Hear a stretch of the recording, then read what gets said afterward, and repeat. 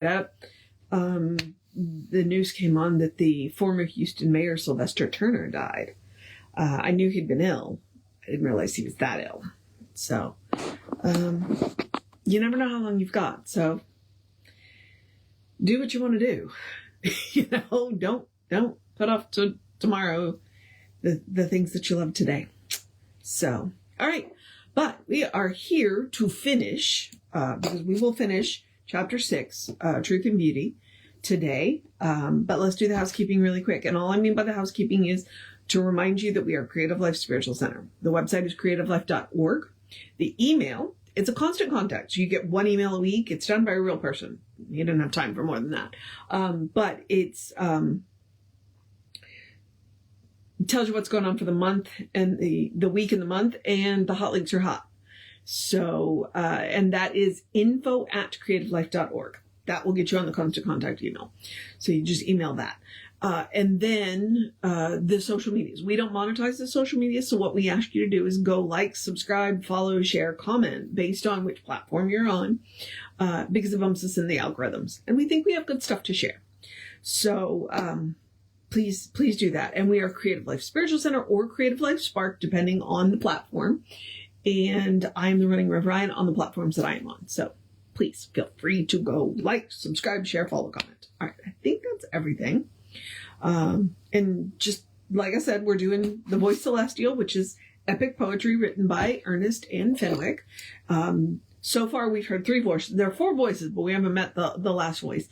The Farer, which is me and you. We are the ones on the journey. The Presence, which is that still small voice that we listen for.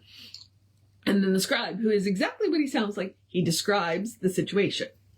So that is what is going on here. Okay.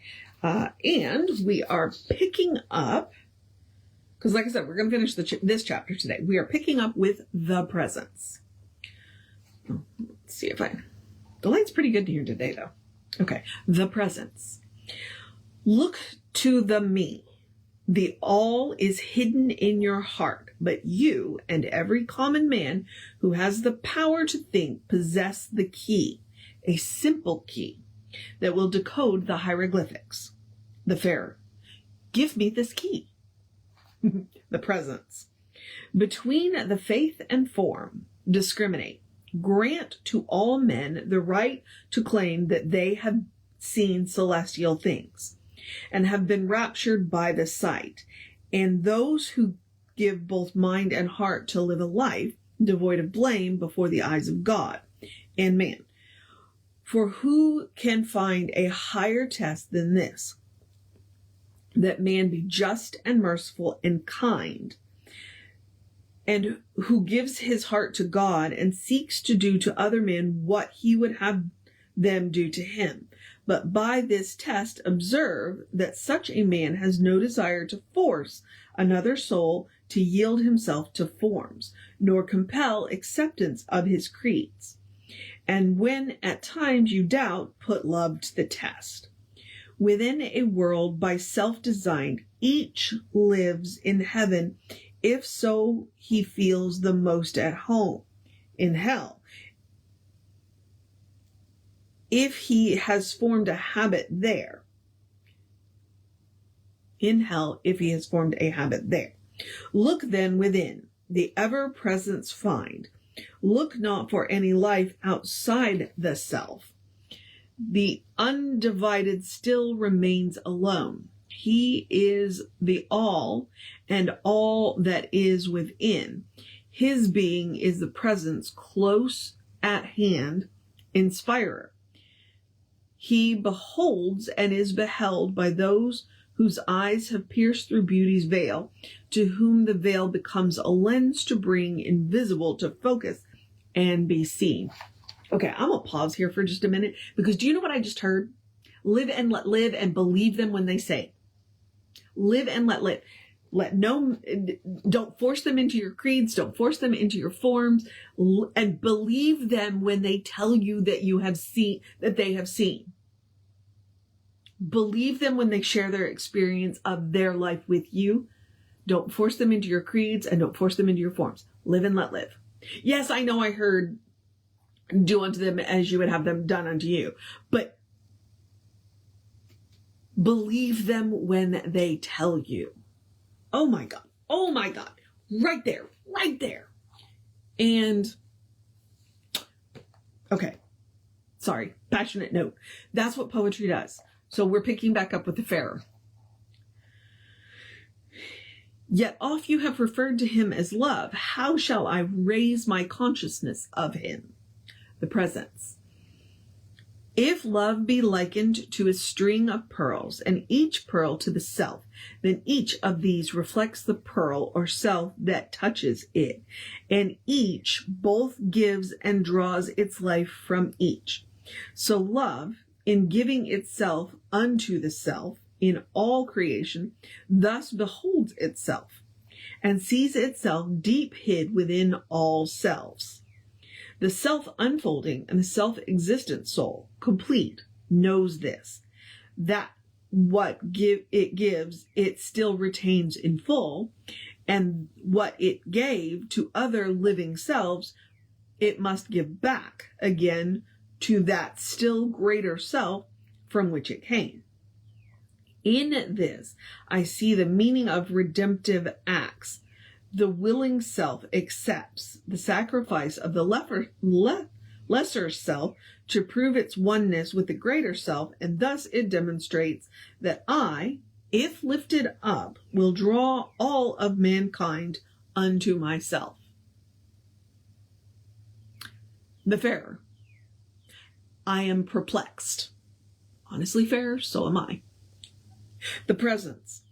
You share with other men in this, for though 'tis simply said, it must be realized.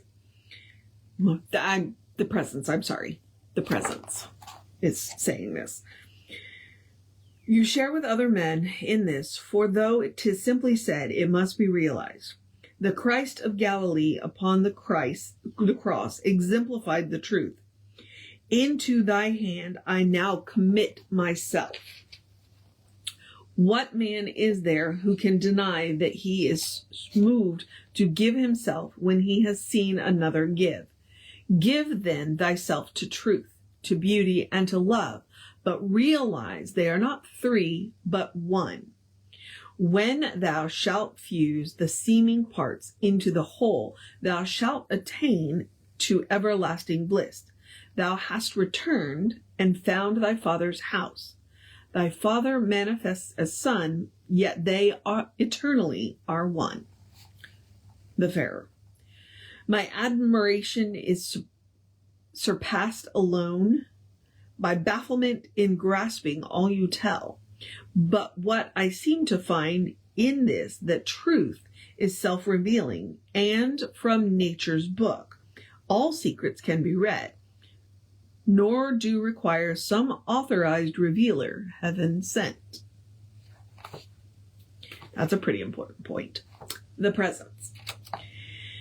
In every age, in every place, the seers affirmed these truths, that man, unbound by fears, might free himself from superstition's yoke, and servitude to those who claim God spoke, alone to them or to some chosen folk, or that some angel visitant revealed the secret of the gods to others sealed.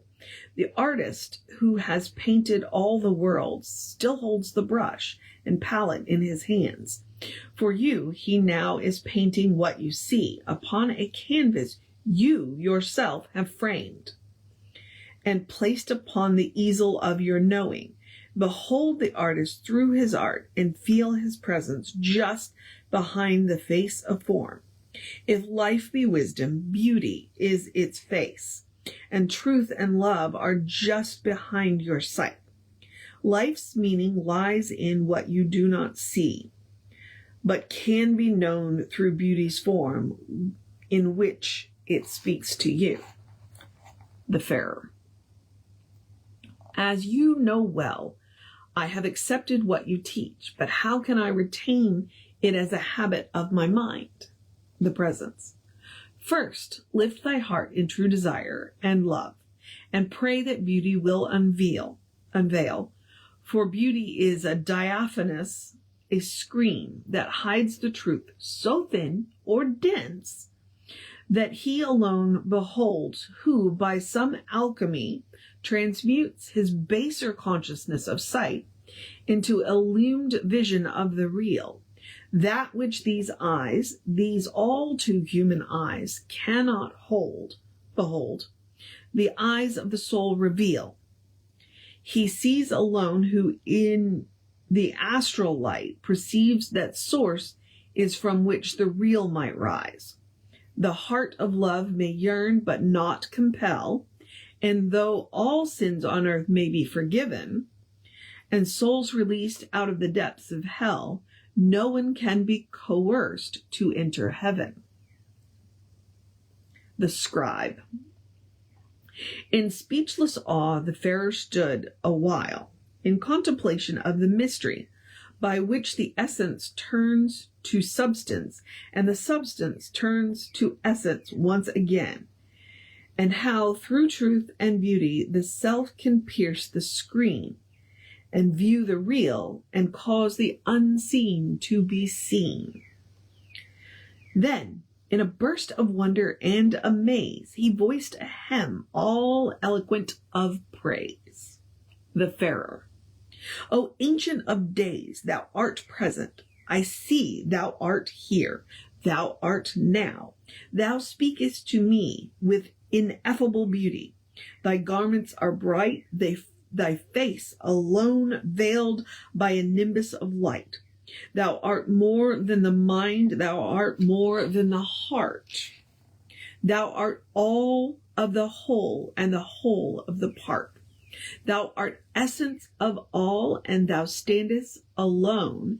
Thou art all of the parts, and yet thou art one. Thy silver-wheeled chariot thunders afar. Thou art there, thou art here, like the light of a star, yet soft. Thy reply to my yearning for thee, I awaken to him who awakens to me.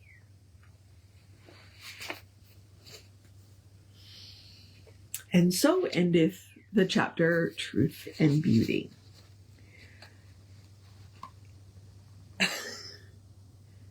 I'm still, oh my goodness, that part right there. Believe them when they speak. Believe them when they speak.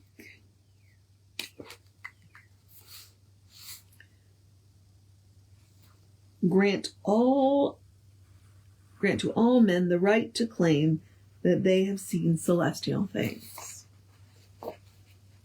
That right there. Oh my goodness. Believe them when they speak.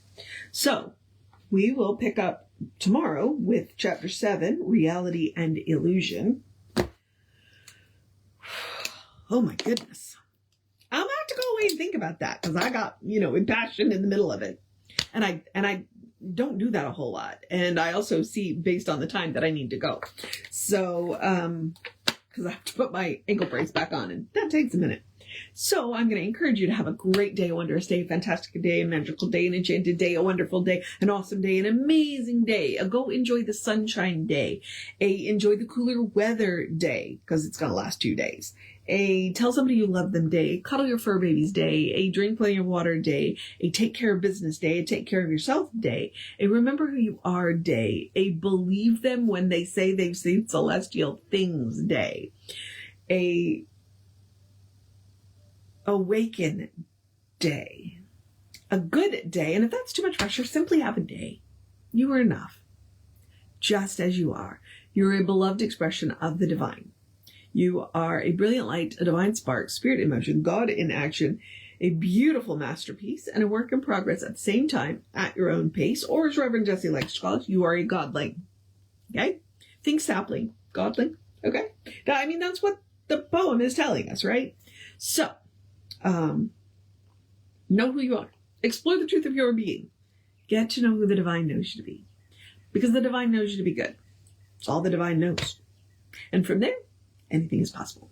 All right. Reverend David should be on around 5 p.m. with you. I will be back with you around 9:15 9:15 tomorrow, 9:10, 9:15. Take care of yourself. And we'll start chapter 7. Take care of yourself. Know that you are loved. And I will see you next time.